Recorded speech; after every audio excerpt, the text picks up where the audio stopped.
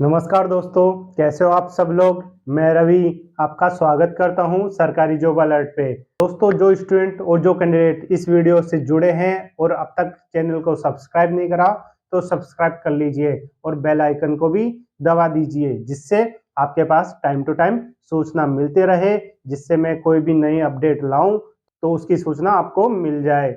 तो दोस्तों, इस वीडियो में लेकर आया हूं एक ऐसी वैकेंसी का नोटिफिकेशन जिसको सुनकर आप बहुत खुश हो जाओगे, किंतु इसमें वही एलिजिबल होगा जो इस पोस्ट के लिए क्वालिफिकेशन रखता है। जी दोस्तों, जो ये पोस्ट लेकर आया हूं, इसमें वो कैंडिडेट जो पोस्ट के अकॉर्डिंग क्वालिफिकेशन रखेगा वही इस फॉर्म को भर पाएगा और वही इस पोस्ट को ले पाएगा। तो दोस्तों, मैं बात कर रहा हूं यूपीएससी की। जी दोस्तों, यूपीएससी में आई है एक वैकेंसी। अब दोस्तों, बहुतों के मन में आपके चल रहा है कि यूपीएससी में आखिर कौन सी आई है। अभी तो टाइम भी नहीं आया आईपीएस आईएएस की वैकेंसी का। जो सिविल सर्विस लगती है वो भी जनवरी फरवरी में आता है उसका नोटिफिकेशन। तो अब किसकी वैकेंसी आई है दोस्तों? इस बार वैकेंसी आई है सीबीआई में। जी दोस्तों, यूपीएससी के थ्रू सीबीआई में एक पोस्ट निकली है, उसका नोटिफिकेशन इस वीडियो में मैं बताने वाला हूं। तो शुरुआत करते हैं इस वीडियो की कि क्या क्या है इस वीडियो में। तो दोस्तों, शुरुआत है यूपीएससी से। यूपीएससी यूपीएससी का मतलब है यूनियन पब्लिक सर्विस कमीशन। दोस्तों, ये एक सर्विस कमीशन है जो पूरा ऑल इंडिया में महत्वपूर्ण माना जाता है। इसके थ्रू बहुत बड़ी बड़ी वैकेंसियों का नोटिफिकेशन निकलता है, चाहे सिविल सर्विस की बात करें, सीडीएस की बात करें या अन्य बड़ी पोस्टों की बात करें। तो इसमें निकला है सीबीआई के थ्रू नई वैकेंसी। अब किस पोस्ट पे निकली है उसके बारे में चर्चा करेंगे, पर उससे पहले यह देखेंगे कि क्या क्या पॉइंट है जिसके थ्रू हम उस पोस्ट के बारे में सारी डिटेल देखेंगे। तो सबसे पहले बात करेंगे ऑनलाइन रजिस्ट्रेशन की। ऑनलाइन रजिस्ट्रेशन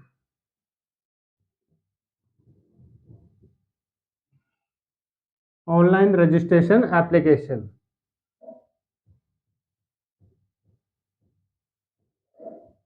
जिसे ओआरए भी बोला जाता है यूपीएससी में। सेकंड पॉइंट पे बात करेंगे कि आखिर पोस्ट कौन सी रहने वाली है और इसकी पे स्केल क्या रहेगी। साथ में थर्ड पॉइंट पे बात करेंगे एलिजिबिलिटी की, कि जो पोस्ट की वैकेंसी निकली गई है उसकी एलिजिबिलिटी क्या है। एलिजिबिलिटी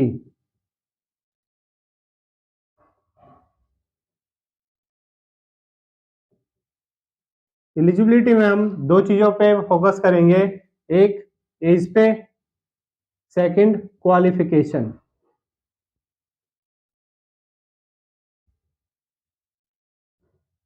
ये दो पॉइंट है एलिजिबिलिटी में, जिसपे एज पे बात करेंगे और क्वालिफिकेशन पे बात करेंगे।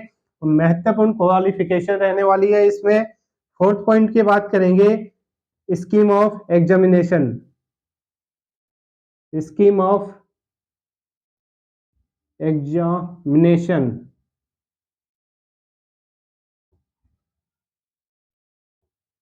स्कीम ऑफ एग्जामिनेशन में देखेंगे कि इस एग्जाम में कितने चरण रहने वाले हैं जिसके थ्रू ये वैकेंसी या ये भर्ती कंडक्ट होने वाली है और फाइनल सिलेक्शन होगा।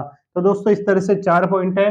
4 पॉइंटों के थ्रू सारी चीजें कवर करेंगे, सारी बातें मैं बिल्कुल सरल शब्दों में आपको बताऊंगा। तो ज्यादा देर करते नहीं हुए शुरुआत करते हैं ऑनलाइन रजिस्ट्रेशन एप्लीकेशन से।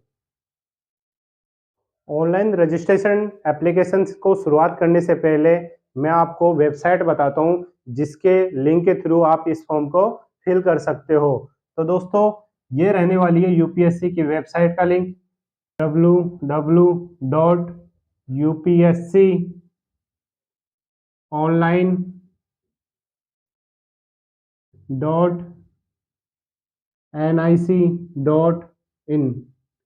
यह लिंक है जिसको आप जब गूगल पे लिखोगे तब आप डायरेक्ट यूपीएससी की वेबसाइट पे पहुंच जाओगे। वहां जाके आपको बहुत सारे ऑप्शन देखने को मिलेंगे ऑनलाइन रजिस्ट्रेशन या आपका लॉगिन आईडी पासवर्ड डाल के आपका एक डैशबोर्ड होता है, वहां जाके आप अपना फॉर्म अप्लाई कर सकते हैं।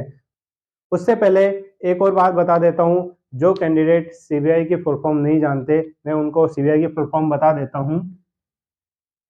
सीबीआई, सेंट्रल ब्यूरो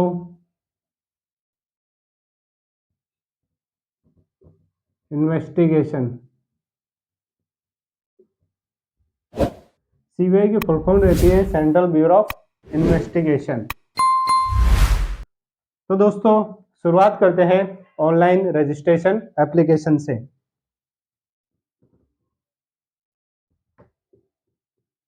ऑनलाइन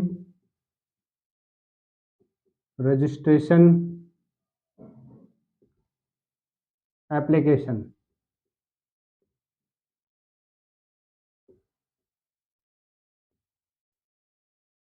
दोस्तों ऑनलाइन रजिस्ट्रेशन एप्लीकेशन, इसमें आपके जो फॉर्म है, जो फॉर्म अप्लाई होने की स्टार्टिंग डेट है वो रहने वाली है, जो आपके फॉर्म स्टार्ट होंगे वो होंगे 9 नवंबर से लेके 9 नवंबर 2024 से लेके 28 नवंबर 2024। 9 नवंबर से लेके 28 नवंबर 2024 को, इस दौरान आप अपना फॉर्म फिल कर सकते हो। क्योंकि डेट वैसे स्टार्ट हो चुकी है तो आप अपना फॉर्म भर सकते हो। इसके बाद में बात करते हैं फीस की। फीस का स्ट्रक्चर इस तरह से रहने वाला है कि जितनी भी रिजर्व कैटेगरी है उनके अलावा, जैसे यूआर है और ईडब्ल्यूएस है,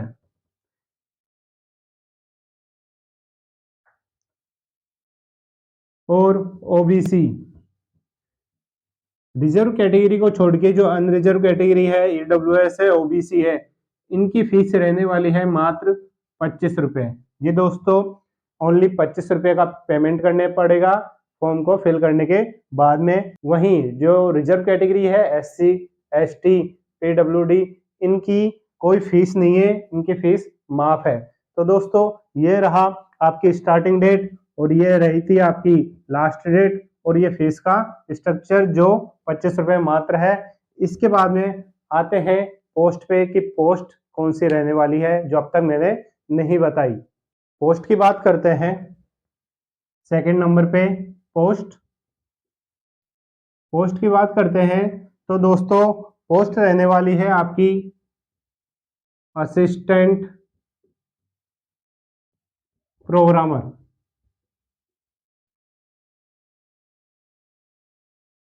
असिस्टेंट प्रोग्रामर की आपकी पोस्ट रहने वाली है किस डिपार्टमेंट में? सीबीआई डिपार्टमेंट में। और ये वैकेंसी किसके थ्रू कंडक्ट हो रही है? यूपीएससी के थ्रू कंडक्ट हो रही है।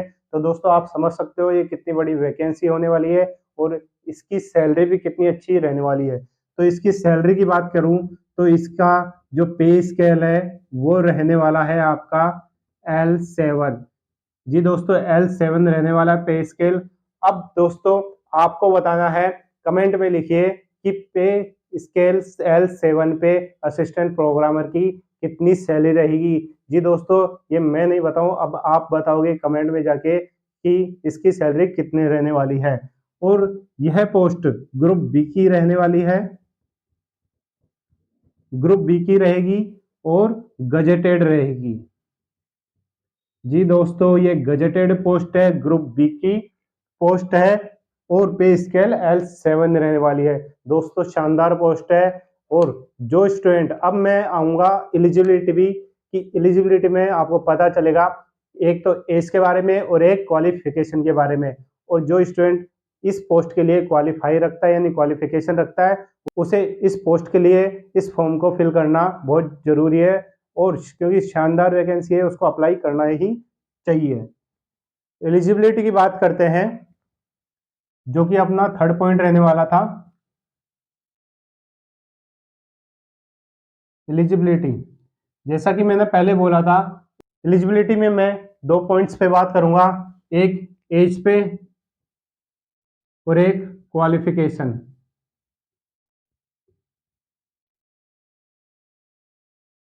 एज की बात करता हूं तो कैटेगरी वाइज यूआर या ईडब्ल्यूएस, इसकी बात करूं तो इनकी मैक्सिमम एज रहने वाली है 30 साल। 30 साल मैक्सिमम एज रहने वाली है। वहीं मैं ओबीसी की बात करूं तो इसकी मैक्सिमम एज रहने वाली है 33 साल। और वहीं मैं रिजर्व कैटेगरी एससी, एसटी और पीडब्ल्यूडी इनकी बात करूं तो इनकी मैक्सिमम रहने वाली है 35 साल। जी दोस्तों, इस तरह से ये एज का स्ट्रक्चर है। यूआर ईडब्ल्यूएस के लिए 30 साल, ओबीसी के लिए 33 साल और एससी एसटी पीडब्ल्यूडी के लिए 35 साल की छूट दी गई है। यानी 35 साल तक का स्टूडेंट इस को फिल कर सकता है। अब आते हैं मेन मुद्दा जो क्वालिफिकेशन पे रहने वाला है, और यहीं पे सबकी घड़ी टिकी हुई है कि कौन कैंडिडेट इस फॉर्म को फिल कर सकता है। हालांकि दोस्तों, नाम को सुनते ही बहुत लोग या बहुत स्टूडेंट समझ गए होंगे कि इसके लिए क्या क्या क्वालिफिकेशन हो सकती है। तो आइए उस पर भी बात कर लेते हैं और क्लियर करते हैं इस पोस्ट की क्वालिफिकेशन को।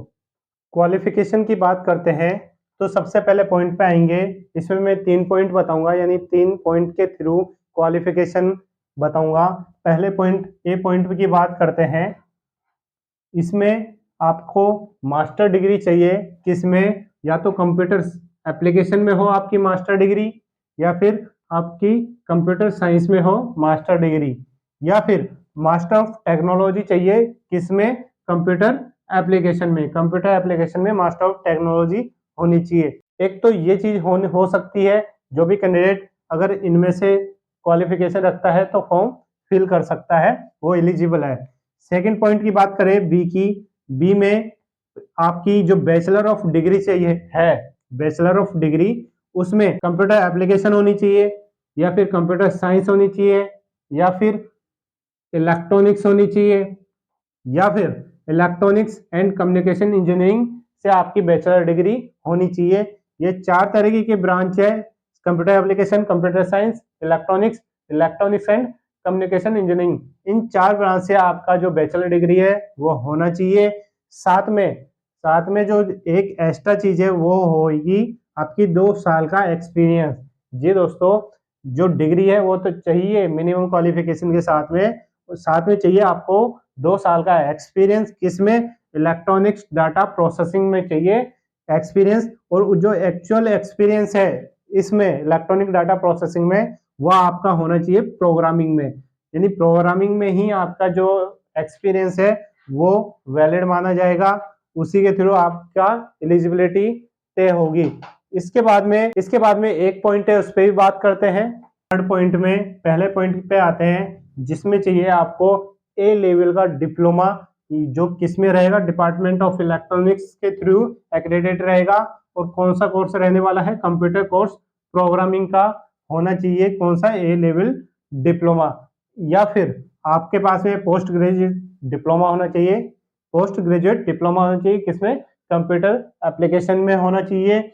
इसके साथ में आपको चाहिए 3 साल का एक्सपीरियंस, किसमें? सेम इलेक्ट्रॉनिक्स डाटा प्रोसेसिंग में। जो मैंने इससे पहले की एक एलिजिबिलिटी बताई थी उसमें भी यही मांगा गया था, जिसमें बैचलर डिग्री मांगी गई थी, साथ में 2 साल का एक्सपीरियंस मांगा गया था। इसमें भी आपके डिप्लोमा मांगा है, डिप्लोमा नहीं है तो पोस्ट ग्रेजुएट डिप्लोमा होना चाहिए। साथ में 3 साल का एक्सपीरियंस होना चाहिए, किसमें? इलेक्ट्रॉनिक डाटा प्रोसेसिंग में। और इस कैटेगरी में जो एक्सपीरियंस होगा वो एक्चुअल होना चाहिए प्रोग्रामिंग के थ्रू। इसके बाद में एक पॉइंट की बात करते हैं, डिजायरेबल यानी जो एलिजिबिलिटी है, इसके अलावा आपके पास में और क्वालिफिकेशन होनी चाहिए, यानी और नॉलेज होनी चाहिए, जो मैंडेटरी तो नहीं है पर आपको आनी चाहिए। या किसमें? आपकी प्रोग्रामिंग होनी चाहिए, किसमें? सी में। सी लैंग्वेज में आपकी प्रोग्रामिंग होनी चाहिए, यानी आपको आना चाहिए। सी प्लस प्लस आनी चाहिए, विजुअल सी प्लस प्लस होना चाहिए, किसमें? इन ओरेकल में। तो दोस्तों, ये 3-4 है जो आपके पास अगर इन चीजों की नॉलेज है, क्योंकि ये पोस्ट पर्टिकुलरली प्रोग्रामिंग पे बेस्ड होती है, तो आपको ये बेसिक है C plus, visual C plus plus. तो ये जब नॉलेज आपके पास रहेगी तभी आप जो आप जॉब लोगे, जब आपकी जॉब लगेगी इसमें, तब आपको इनका बहुत बड़ा फायदा मिलने वाला है। इसके बाद में लास्ट फाइनल बात करेंगे स्कीम ऑफ एग्जामिनेशन में। दोस्तों ये अपना लास्ट पॉइंट रहने वाला है, स्कीम ऑफ एग्जामिनेशन, जिसमें कितनी स्टेज रहेंगे उस पर बात करते हैं। तो दोस्तों इसमें 2 स्टेज रहेंगे आपके स्कीम ऑफ एग्जामिनेशन।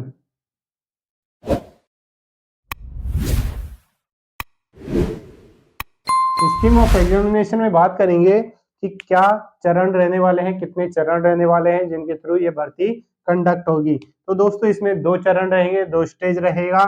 आपका पहला रहेगा रिटन एग्जाम। रिटन एग्जाम से मतलब है आपका ऑब्जेक्टिव क्वेश्चंस, यानी आपके ऑब्जेक्टिव या तो पेन पेपर मोड में या सीबीटी मोड में आपका वो कंडक्ट होएगा। इसके बाद में जो सेकंड पॉइंट है वो रहेगा आपका इंटरव्यू। तो दोस्तों 2 स्टेजों के थ्रू यह एग्जाम कंडक्ट होगी। पहले आपका रिटन टेस्ट लगेगा जिसमें या तो पेन पेपर मोड से होगा या सीबीटी मोड से होगा। सेकंड स्टेज जब जिसमें क्वालिफाई कर लेंगे स्टूडेंट्स और अपीयर होंगे इंटरव्यू के लिए, तब इंटरव्यू होगा। और इंटरव्यू कितने टोटल 100 मार्क्स का रहने वाला है आपका इंटरव्यू। अब इंटरव्यू में आपको कितनी मिनिमम क्वालिफिकेशन चाहिए या मिनिमम कितने मार्क्स चाहिए जिसके थ्रू आप आगे लास्ट मेरिट तक पहुंच सको, तो उसके लिए यूआर और ईडब्ल्यूएस इनको चाहिए 100 में से 50 मार्क्स। जी दोस्तों यूआर और ईडब्ल्यूएस इनको चाहिए 100 में से 50 मार्क्स। साथ में ओबीसी की बात करें तो उन्हें चाहिए 100 में से 45 मार्क्स। वहीं एससी एसटी और पीडब्ल्यूडी की बात करें तो उन्हें चाहिए 40 मार्क्स।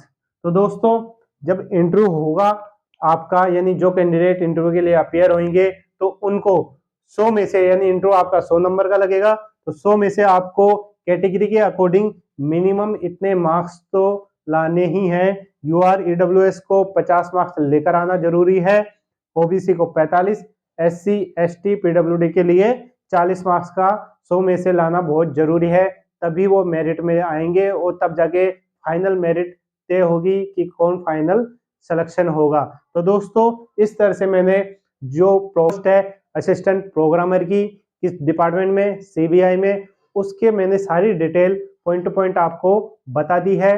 तो दोस्तों ज्यादा देर ना करते हुए, जो स्टूडेंट एलिजिबल रखता है इस पोस्ट के लिए और क्वालिफिकेशन है उसके पास में इस फॉर्म को भरने के लिए, वो अभी जाकर इस फॉर्म को भरिए और इसकी तैयारी शुरू कर दीजिए। क्योंकि यूपीएससी एक ऐसी संस्था है जो कभी भी अपने एग्जाम से लेट नहीं होती। अगर उसने एग्जाम डेट दे दी तो ये मान के चलो उस डेट को वो एग्जाम होना तय है। तो ज्यादा ना मानते हुए आपके पास में 4-5 महीने का ही टाइम है। अगर उसका टाइमिंग और ज्यादा बढ़ गया तो वो प्रशासनिक कारणों से हो सकता है बढ़ जाए, नहीं तो इसकी डेट भी या तो पिछले कैलेंडर में दे दी होगी।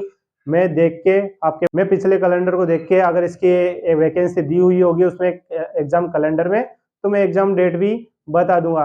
तो क्यों नहीं आप भी कमेंट में लिख के बताएं कि इसकी एग्जाम डेट कब होने वाली है। दोस्तों जो स्टूडेंट अब तक इस वीडियो को देख रहे हैं और वीडियो अच्छे लगे तो वीडियो को लाइक कर दीजिए, और अब तक चैनल से नहीं जुड़े हो तो चैनल से जुड़ जाइए, चैनल को सब्सक्राइब कर लीजिए और बेल आइकन भी दबा दीजिए, जिससे आपके पास जो नेक्स्ट वीडियो में बनाऊंगा उसका अपडेट भी मिलता रहे। और हमारे टेलीग्राम ग्रुप को भी ज्वाइन कर लीजिए, जो वीडियो के डिस्क्रिप्शन बॉक्स में दिया हुआ है। उस लिंक को क्लिक करिए जिससे आप डायरेक्ट टेलीग्राम पे पहुंच जाओगे, वहां ज्वाइन कीजिए, वहां पे आपको पीडीएफ मिल जाएगी हर नोटिफिकेशन की, और वीडियोस भी मिल जाएंगे। वहां से आप पुरानी वीडियोस भी देख सकते हो कि किन किन डिपार्टमेंट में भर्ती आई हुई है और उनको फिल कर सकते हैं।